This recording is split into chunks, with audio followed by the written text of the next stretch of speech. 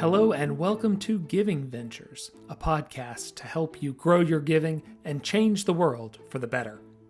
Each episode, we share innovative charitable efforts leveraging private philanthropy to solve public problems. I'm your host, Peter Lipset, Vice President at Donors Trust.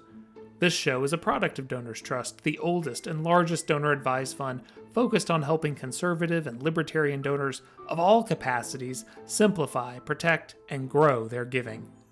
My colleagues and I talk with a lot of groups doing great work.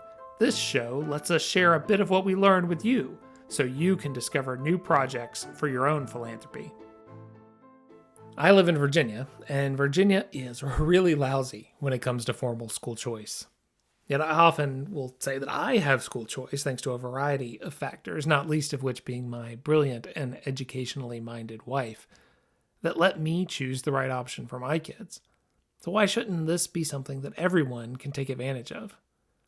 In fact, I've had a front row seat to the challenges of building a new microschool over the past few months, as my wife and a fearless band of others have started a new learning community here in our town.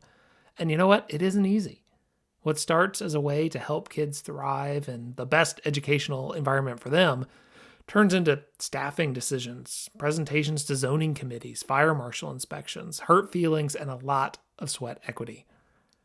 Thank goodness then, there are groups like the ones we are featuring today, all of whom are helping parents find or build the right education option for their kids. First up, we're going to hear from National Microschooling Center on the trend of small schools like our own. Then we'll hear about Black Minds Matter, which is changing the narrative around school choice in Black communities and connecting Black school leaders in new ways. Finally, we'll talk to Love Your School on how it simplifies the process for parents choosing among the growing number of schooling options available. If you worry that American schooling is a mess, or if you're concerned that the school choice battle is too hard or too incremental, these conversations will give you some hope and optimism. So let's get right to it. We'll start today zooming in on microschools. As I mentioned, this is a topic that is near and dear to my daily life right now. And so I'm very excited to talk to Ashley and Dawn Sofer of the National Microschooling Center. Dawn serves as the CEO and Ashley as the Chief Innovation Officer. And with their team, they are working across the country in states to help build a microschooling revolution. So there's so much going on with this microschooling trend. It's not even a word that people were uttering a few years ago, at least not in wide circles. What is it, and how is it different than other types of school choice? Thanks, Peter, and thanks for having us. This is a great conversation. We've been looking forward to it. So I'll start. Microschools are innovative small learning environments. They look different in different states. Only a couple states actually have definitions of a microschool in their rules and requirements. Microschools, depending on where they are, can be small private schools, accredited or unaccredited. They can be learning centers set up to serve families observing the homeschool requirements in their particular state. They can be tiny. I think we find that the median size for a microschool is about 12. Microschooling in America is a totally diversified movement. People come from all walks of life and all possible backgrounds.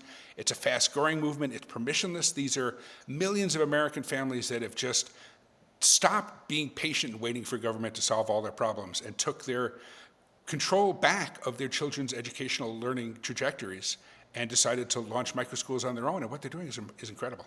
One thing that I really love about microschooling is that it's community. It's relationship-based. It's an educator knowing the child, knowing the family, and really the families knowing each other and being there as a support for each other to build this amazing community where everybody is just all in for each of the children that attend the microschool. Do you find that there's a bias toward kind of conservative, for lack of a better word, libertarian type people with this because of that permissionless aspect and, they want to do stuff outside of the state? Or does it really just go everywhere? It really goes everywhere.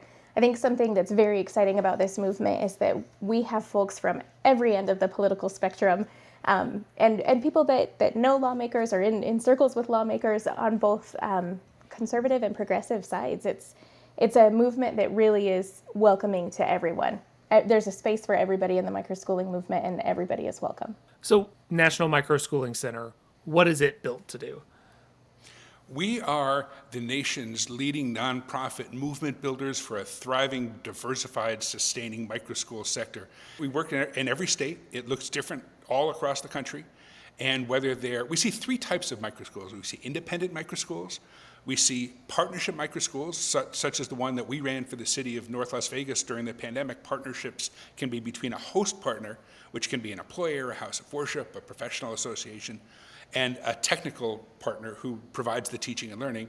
And then we're all increasingly familiar with provider networks, whether they be Acton or Prenda or KaiPod or Primer, that particularly in the ESA-friendly states are taking a large share of the current market growth. And sometimes it's easier for a family or an educator that wants to launch a microschool but just doesn't have the confidence to stand up the whole program on their own. So they work with a provider network, and that's having a good bit of success at all. So those are the three types of microschools that we see. And the latest estimates are between 1 and 2 million learners across the country are relying on microschools as their primary source of education. I don't say full-time because hybrid arrangements, less than full-time arrangements, are extremely popular in microschooling, and for good reasons, because they meet the needs of the families that rely on them. Yeah, the one we have is a hybrid model. It's 3 days of core learning and then 2 days taking advantage of the natural beauty of our area and kind of being outside and applying one big macro question that cuts across all 5 days. A lot of flexibility in that. It's interesting what you said, though, about those different types. You know, you mentioned Acton Academies, Jeff Sandifer and Laura Sandifer's schools, which are great all over the place.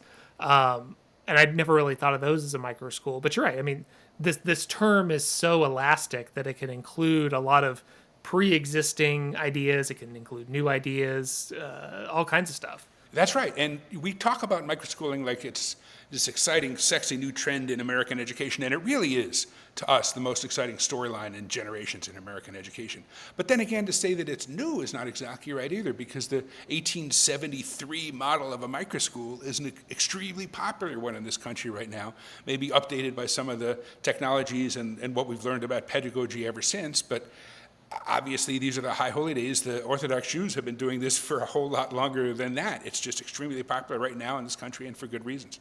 Yeah, it puts a name on something that people are kind of doing anyway, and that can help. Naming something can be a big deal. So you're set up as a membership organization. The House Mountain Learning Cooperative is now a member.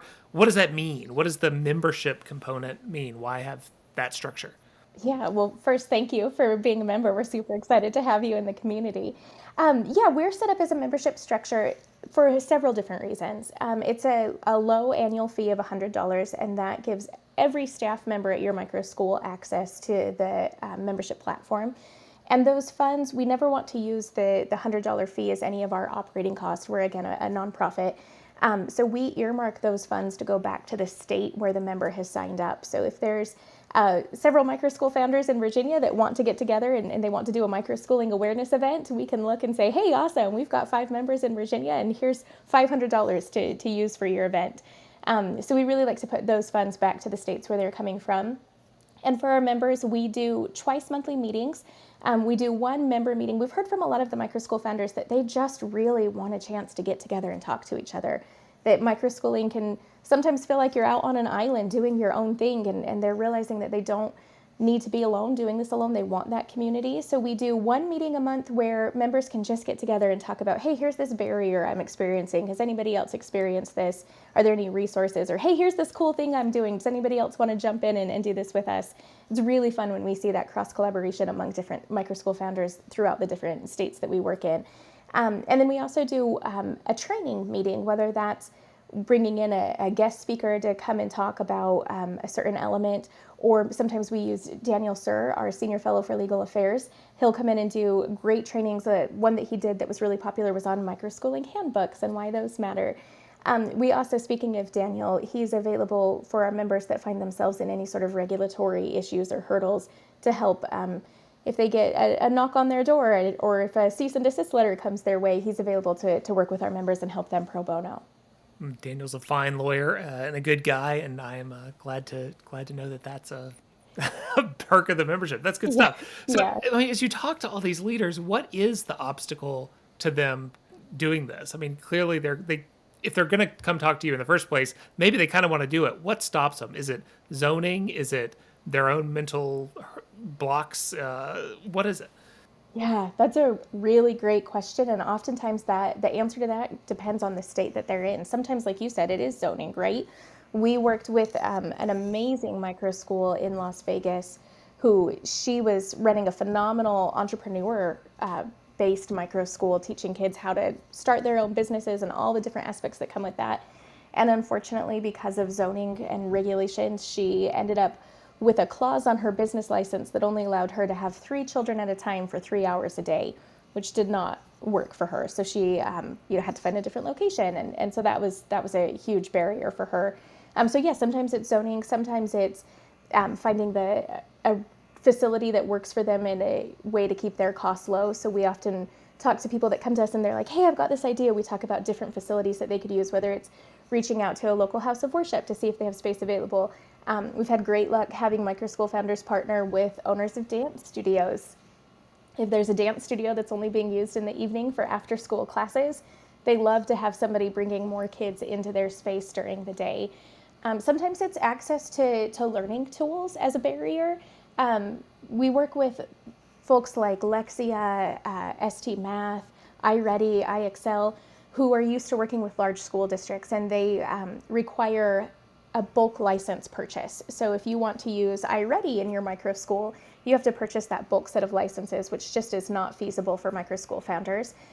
So we've been able to work with these providers, these learning tool providers, and handle the contract management where we can purchase the bulk license and then let micro school founders take what they need at cost, whether they need 4 licenses or 50. Dawn, you probably have a few different ideas about some of the other barriers that you've heard as well.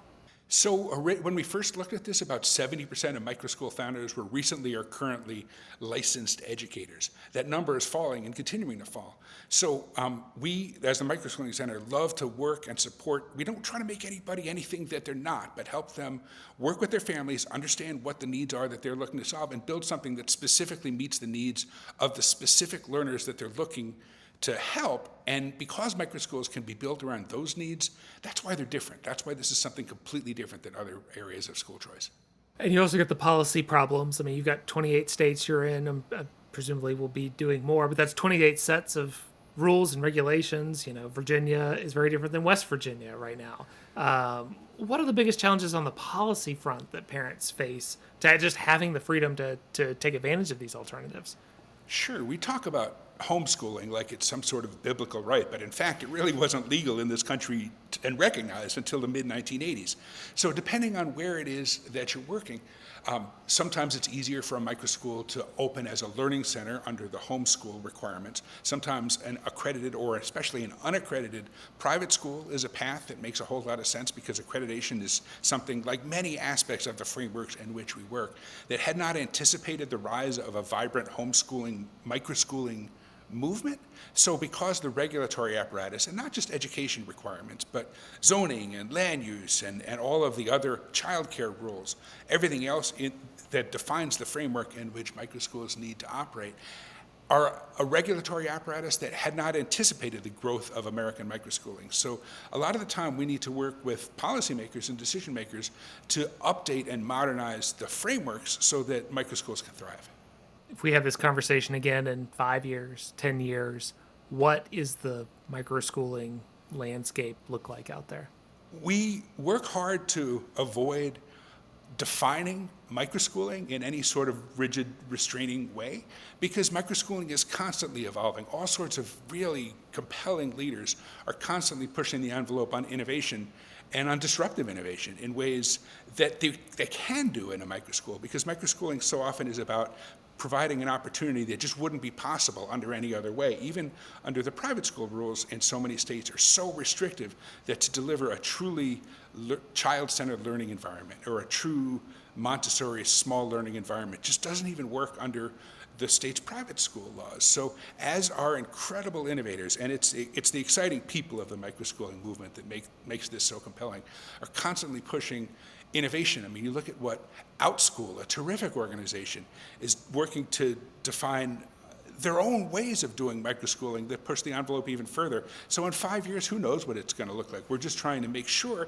that the regulatory and statutory requirements don't lock microschooling in that would prevent it from continuing to become more and more innovative. You want to add anything to that, Ashley? I think I'd just like to echo what Dawn said about it being the exciting people that are driving this movement. And and really looking to them to see where it's going to go in the next 5 years. It's really one of my favorite things is when we get a phone call from somebody saying, hey, I've got this idea, and they're doing just a brand new program that brings together a bunch of different philosophies, or they're doing something completely outside the box that we've never heard of before. And like Dawn said, just ensuring that these folks are able to continue to do what they're doing and to continue to be innovative and grow and create new solutions for the families that are actually in their community, and solutions that work for the children that they're serving is the most crucial element in moving forward with the movement. Well, it's so important to have a resource that folks can turn to as they look for the right way to educate their kids. Every kid needs something different. My oldest is in public school, and my youngest is part of our homeschool co-op program, and that works for both of them, and that's the case that's replicated all across America. And so we appreciate the National Microschooling Center being there to help coordinate some of that. Dawn and Ashley, thank you so much. Thank you. I'm breaking one of my personal rules with this next guest by having a repeat organization featured. We talked with American Federation for Children back in episode 3 of the Giving Ventures podcast, but this project of AFC is too unique and too good not to feature here in this conversation.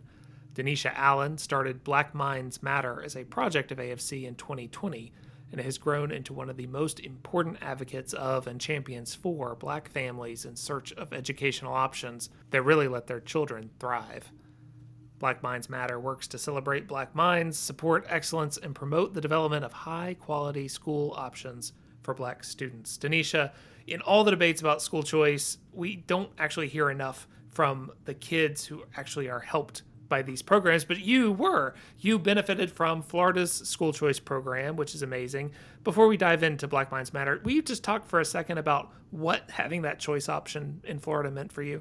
For sure. Well, thank you so much, Peter, for having me on.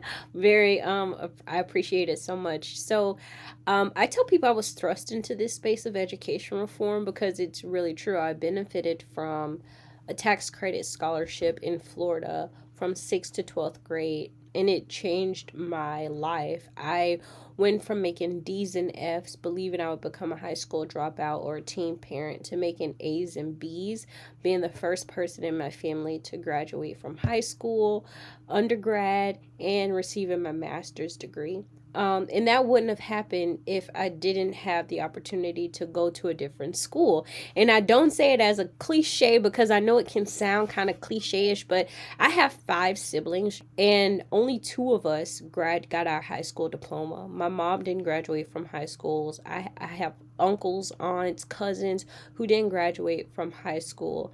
And that's pretty much the norm in my family. You kind of get sucked in by the streets.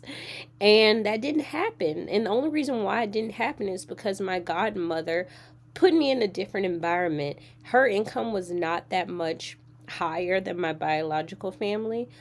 And so we got a scholarship. It changed everything. I went from being in a neighborhood school where everyone was high needs. We came into this, everyone was high poverty, high risk for dropping out. And it was an all Black school, but it was so much more diverse. I went to school with kids whose parents worked full-time jobs. They were lawyers, they were doctors, pastors' kids, and so it was a very different environment. The teachers were different. It couldn't have been more different. And I credit my experience to freedom. And that's kind of how I got thrust into this space, just sharing my story, sharing about how I wish that my family, my siblings could have taken advantage of the same opportunities that I had. But then for every other kid in my state, that's how it started. And now every kid in the country. It's such a good point, too, that diversity is a lot more than just color of the skin, too. That's so good. So you started in the education department under Secretary DeVos during the Trump administration, went over to American Federation for Children, doing family outreach, but then the world blew up in 2020 and yada, yada, yada, Black Minds Matter. So fill in the gap there on how you went from your role at AFC into creating this great enterprise. Yeah, no, it's so funny because yeah, I had many different roles in my, and I've been at AFC now this year, September actually it's now 4 years I think, and so I've had three different roles, and so yes, I came in after the department working with Secretary DeVos, being the director of family engagement, and one of my duties while I was working at the department was to engage and connect with all of these people at the federal level who'd benefited from school choice or had a education story that was kind of parallel to education freedom. So maybe they stayed within, which is still school choice, it really expanded that definition of rethinking education. And so my role at AFC was kind of, tailored and parallel to that role that I had doing the same type work at AOC, connecting with beneficiaries of choice from the teacher, the parent, the student level, and building them up into advocates and keeping that connection with them. Then COVID, and I actually was the director of communications, not director of communications, I was the director of content marketing and something. It was a long title, oh my gosh. And then I wrote an op-ed that resonated, called Black Minds Matter. This was in 2020 after the murder of George Floyd, and the country was in civil unrest. We were looking internally at our systems, everyone trying to say, oh, are we racist? Do we have any racist policies? Are we really trying to better African Americans in this country? And how can we do it better? This was a time of racial reckoning, and people were considering things like diversity and inclusion differently. Some good came out of it. We were canceling pancakes and syrup, but of course, one of the things that's near and dear to my heart, education. We weren't canceling the dismal academic outcomes for black kids in this country. Only 14% of black kids in this country read on grade level. What are we doing? Is that Aunt Jemima pancake and syrup company really going to help with some of these big issues? And the kids who are not graduating from high school knowing how to read, we know where they're going. We've coined a term for it. We call it the school to prison pipeline. They're going into crime and vice, and then we have a larger issue on our hands. And so that resonated with a lot of people, and so we built it out. We built out this movement that we have today, and it's so much fun. So let's talk a little bit about this movement. I know you had to delay slightly our recording time because you had to go on Fox News, Fox Business, and do some punditry. Is the Black Minds Matter piece mostly that kind of punditry, or is it more? What are the other pieces beyond just messaging? Yeah, so messaging is a very important, and one of the things that I do a lot. I'm often in the media, often writing and trying to change the larger narrative around school choice. Obviously, we have a very catchy name, Black Minds Matter, so we want people to hear this message of education freedom in a different way. We want to say education freedom. We want to call truth to power when folks are taking advantage of school choice for their own kids, but not allowing or passing bills or supporting legislation to allow lower income black kids to take that same opportunity. But in addition to changing the larger narrative, we're connecting with black school founders. And so on our website, blackmindsmatter.net, we actually house and maintain the first and only directory of black founded schools. And we connect with these black school founders. They in themselves, like their very existence is a direct myth buster to all of these myths around school choice. These are black educators. We did a survey, so that's something else that we're starting to get our feet wet in, the white papers and all this kind of stuff. We have 2 so far. And we did a survey of the black school founders. We found the majority of them were former public school teachers. All of them served in the public school system. Some of them were coaches, principals, social worker type. But most of them were public school teachers. They decided that they hit a ceiling and they couldn't help anymore. They couldn't help our babies. So they decided to found a school.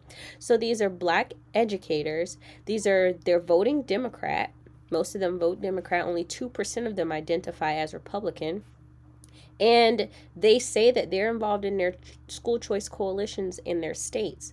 So you have to add all of those pieces together, and they're a direct myth buster. And so the other thing that we're doing, which is kind of new, it keeps in changing the narrative. We want to make school choice sexy. School choice is still very policy and not very catchy. One thing that I found that, on the Black Lives Matter movement, a lot of the other movements on the left tend to do, and well, they tend to use us as a political football. But the thing that they do a good job of is just dumbing down stuff. It may be totally off and wrong, but they dumb it down so much that it's an easy grasp for people to just catch on to. So that's something that I hope to do with Black Minds Matter, to dumb our policies down a little bit so that people get it. And the thing is, people understand what good and bad looks like. So I'll just tell people, like, that public school is trash. It was trash when you went there. Now your kids are going to a trashy school. That school is not doing good. Let's get them into a different school. Would you like $8,000 to send your kid to a better school? Yes, is the answer. And so some of that is we've been able to do historical highlights. And so this year we launched a self-determined art exhibit. The title of it is Self-Determined, The Secret History of Education Freedom. And it's an art exhibit. We've toured to 5 states now.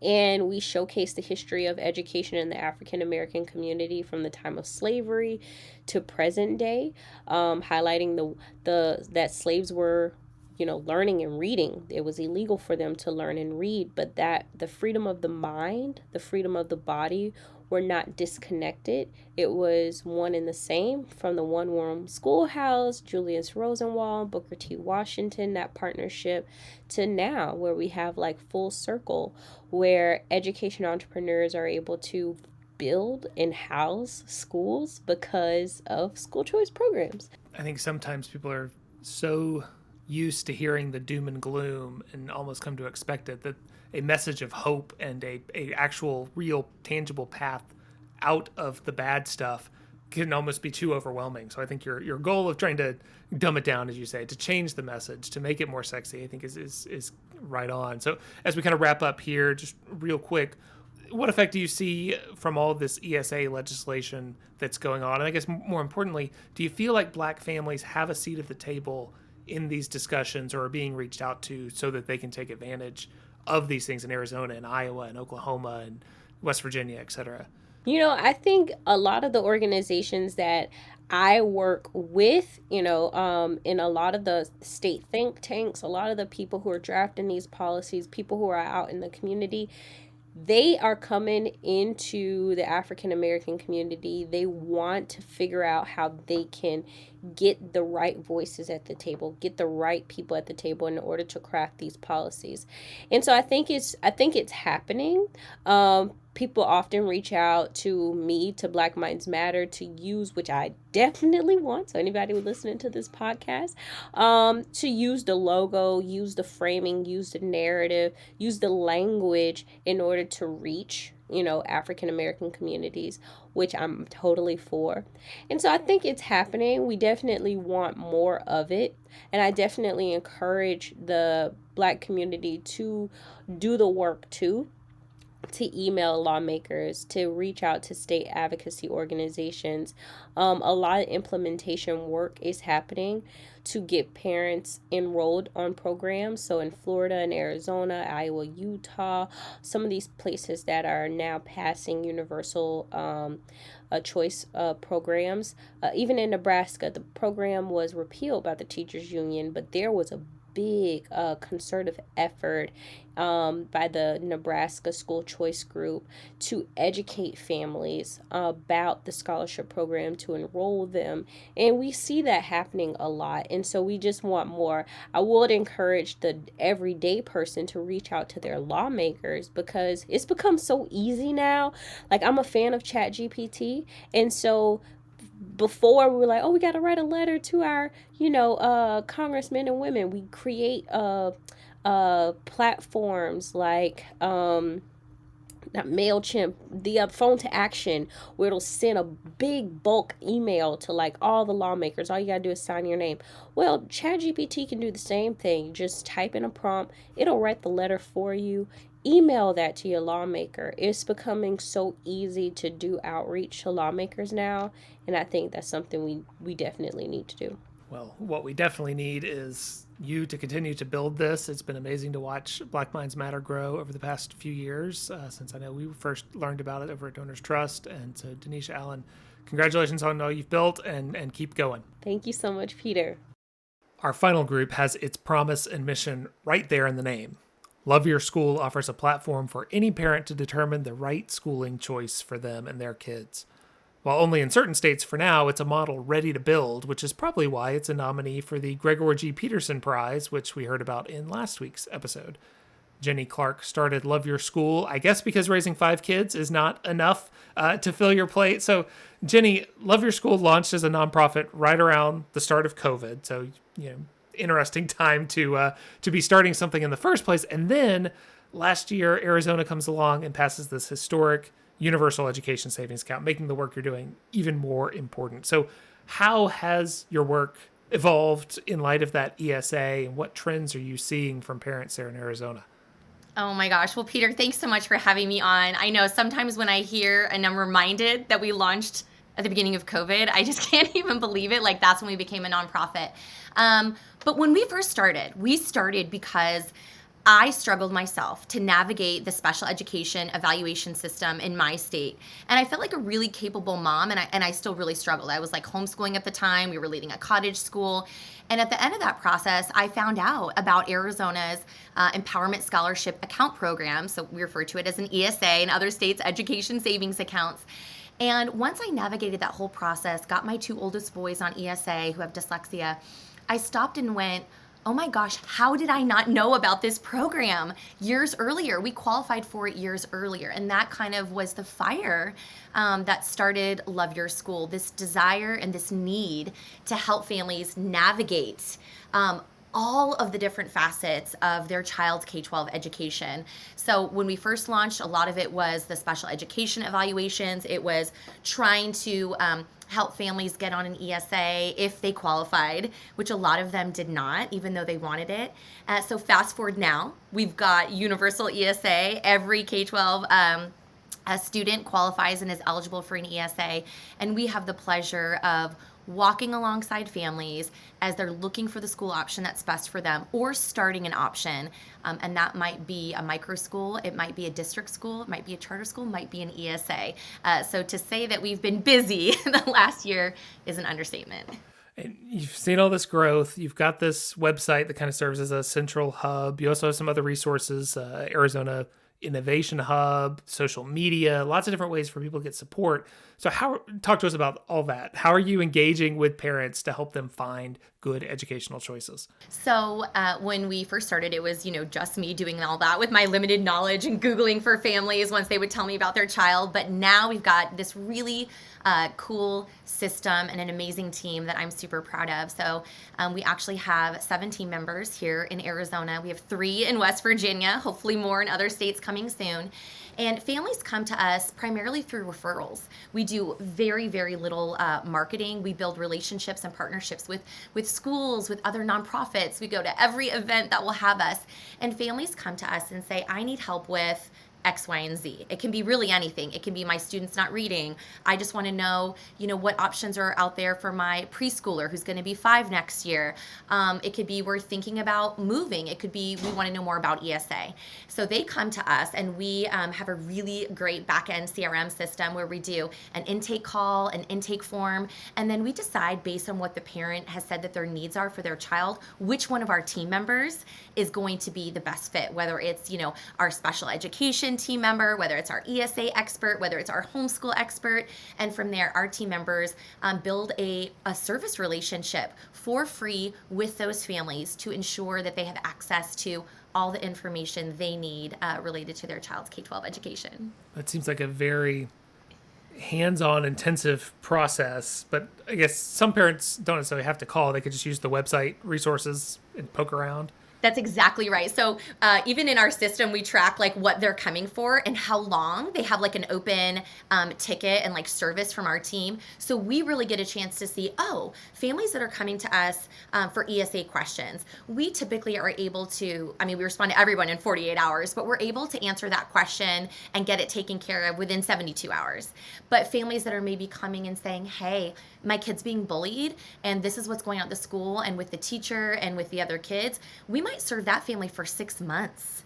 And that's what I personally felt was really lacking and needed in this whole, school choice movement and experiment, was that long-term personalized support for parents, where it wasn't, hey, here's a flyer about all your choices. It was, okay, we want to dig into this with you because we feel like if we can help you and your student now, that's going to change their trajectory, up through the age of 18. And we want to solve those easy problems, but we also want to dig in and solve the really hard problems for families.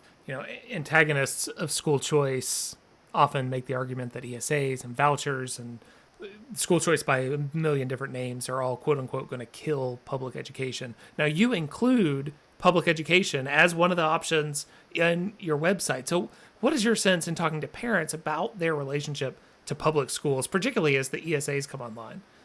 I love that question. So I went to public school. I graduated from public school right here in Arizona, kindergarten through 12th grade. I see some of my, same teachers at the grocery store here. And my whole point in saying that is I love public school. There's a lot of families who are having incredible, positive experiences in their district school, in charter schools in Arizona and across the country. We want to encourage that. We want those schools to thrive because we're all about the parents and parent choice. So if a parent is loving their district school, we're not trying to take them out of that. What we want to make sure they know if they're coming to us is what their options are, and furthermore, what their rights are. There's a lot of times when families come to us and maybe we get through the end of a process with them and they're like, okay, this was a lot. What are your recommendations? And we say, you know what, based on what you've told us about your family, based on what we've processed with your students, all these different things, it sounds like you should stay in your public school. And so we really try to emphasize that message with folks that are very upset about the ESA program, with the teachers unions and other different groups that have, popped up. We try to explain to them, listen, we want what's best for the kiddo. And and we know at Love Your School and the school choice side that the typical public school environment is just not the best for every student. So let's make sure that those kids and those families know what their choices are. And to be honest, I have met plenty of teachers. I've met superintendents where I've kind of said to them, behind the scenes, like, hey, it's okay. Like, tell me what you really think about ESA. Like, what are you really worried about? And a lot of them will say to me, I'm not worried because I know my school's doing an amazing job. And I'm glad that if my school's not working out, I can tell that family they've got the option of the ESA. So we hear one thing publicly, but I think under the surface, there are a lot of folks, even in the public school system, that still are supportive of programs like ESAs. I saw in poking around the website that Schoola Hoop, it powers some of your search, which is a project of Foundation for American Innovation, one of their quiet projects that I don't think they get a lot of attention for, but it's a great tool they've built that allows some of this search. How are you working with them, with other groups? Because as you say, you started just kind of Googling around. Now you have to lean on some others, I imagine, to get all this done. Absolutely. I'm like all about finding ways where we can utilize technology in the process of providing that, human connection and support to families. And Schoola Hoop, was just a beautiful and natural solution and collaboration for us at Love Your School. So we were very fortunate to receive funding so that School of Hope could be here in Arizona and on our website. We're kind of the like exclusive vendor of them right now. And it just gave us another way as we're dealing with so many families and doing those intakes to say, hey, step one, check out School of Hope and let's look at what, search options are there and what things pop up. Because we do think that since we have the opportunity to personalize School of Hope, it's so much better and robust than what you're going to get just, Googling around or using some other platforms. And we're able then to, if the parent wants, get connected to them through just their School of Hoop search and tell them, hey, we saw that you clicked here, that you want more support about ESA because you looked at a school, and we're able to build stronger connections with families that may just be coming through the website for a search, and then we would never know who they were, or we would never see them. Now we have the opportunity to connect with those families by their use of School of Hoop on our website. So yeah, we love those guys and are very thankful for their work. Well, and I know they're looking to expand into other states too. So donors out there who want to expand that funding, you're helping two groups for the price of one. Right. So you're in Arizona, and the information on Arizona very robust. You have an affiliate in West Virginia, building that up. That's obviously really important. Now you got Iowa, Oklahoma, Utah. I'm probably forgetting some others that have recently added ESAs. Gives you a lot of opportunity. So what is the growth path for Love Your School? Are you destined, hoping to be in all 50 states? I'd like to say we're destined, but we'll see. We'll see what what the next year holds. We do have a very strong desire to be in 3 more states in the coming year, and the total goal and reason for that is that we have seen the absolute need for the high touch parent support in order to make these programs, these ESA programs, successful.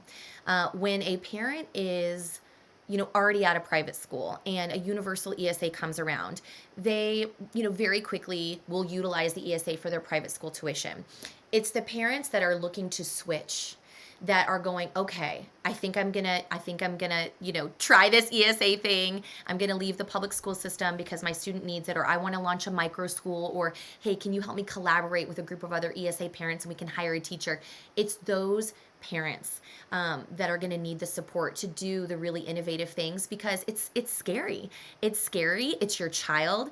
And we want to enable those parents and support them if the status quo maybe isn't working for them. So we want to be in those other states that are either passing ESAs or that need that on-the-ground parent support to just educate them about ESAs and help them kind of see what they're missing in other states. That's a lot of our work in West Virginia. We helped our team there launch a really cool podcast called We Have Hope. And the whole vision behind We Have Hope in West Virginia is to help the West Virginia families bridge the imagination gap by talking about, look what Arizona families are doing with their ESAs. Look what Iowa families, Florida families are doing with their ESAs. And then highlighting local schools, micro schools, and vendors in West Virginia, just to get parents thinking, I could do that. So we hope to be doing that and providing that parent support and innovating in more states in the near future. I think that's great. Like, it's every parent out there wants to know the best options for their kids, and you at Love Your School have made it a little easier, at least in Arizona and West Virginia, soon to be in many other states, to find those options. Jenny Clark, thanks for joining us. Thanks for having me.